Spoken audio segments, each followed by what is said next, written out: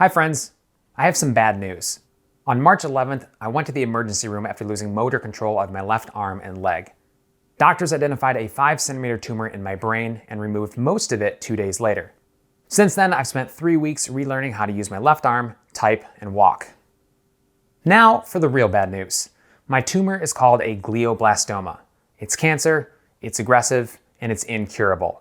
It will kill me. And yet, what I feel today is incredible gratitude. I'm alive. I'm still me. And I've had more friends and family rallying around me and offering loving service than I ever thought possible. I can tell you from experience that no matter what you're going through, there are more people who love you than you can imagine. And that means everything. As we like to say around here, today is a good day. So my road ahead is going to be painful and hopefully long, and we will need help. I'll need help. My wonderful wife Leanna and son Beckett will need help and your love. If you want to support us, for our customers, the best way is to continue subscribing to SymphonyCasts. This supports us financially and our team. We're already making changes so we can continue to release the high quality content you're used to. If you're in the Symphony community and have a passion for teaching, you may be able to help us as an author.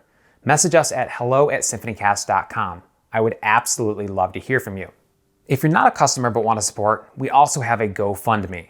My treatment path and length is unknown and could get very expensive. Any money sent there will help guarantee a future for Leanna and Beckett. And I want to say one more thing. In 1939, baseball player Lou Gehrig, who was faced with a death sentence, said, "I consider myself the luckiest man on earth." Those words have haunted me throughout my life. How could he possibly think that? Now, from the other side, I see it. I have the most supportive wife in the world and a beautiful son. I've traveled the world, have friends all over the world, and have spent 15 years doing work that I absolutely love. Thank you for making me the luckiest man on earth here in 2024.